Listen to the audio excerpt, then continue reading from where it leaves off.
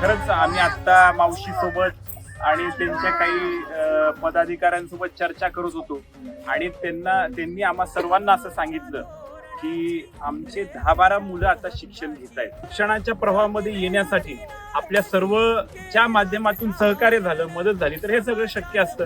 आणि म्हणून निखिल शिंदे आता हा दुसरीला तिथं शिक्षण घेतोय एका शाळेमध्ये आणि त्यांनी सांगितलं की CBSE ची शाळा आहे, आम्ही 10-10 हजार रुपये मागून गोळा करून 10-12 मुलांचं शिक्षणाचं फीस भरून आम्ही शिक्षण तिथं घेतो असं त्यांनी सांगितलं.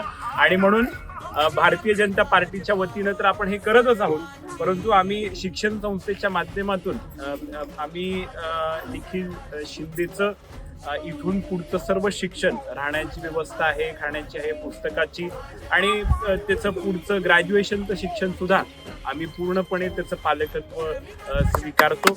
आणि आमची अशी इच्छा आहे की आपण येण्याचं इथं काहीतरी आता सार्थक झालं पाहिजे. आपण इथं आलो, आता कदाचित ह्याचा परिणाम 15-20 वर्षानंतर हा जेव्हा इंजिनियर होईल, हा जेव्हा समजा नर्सिंगचा कुठला तरी अधिकारी होईल किंवा कुठला तरी मोठा अधिकारी होईल, तेव्हा खरं तर ह्याचं सार्थक होणार आहे आणि तेव्हा एक वेगळं समाधान ह्या कार्यक्रमाचं भारतीय जनता पार्टीचं मला वाटतं आपल्याला पाहायला मिळणार आहे.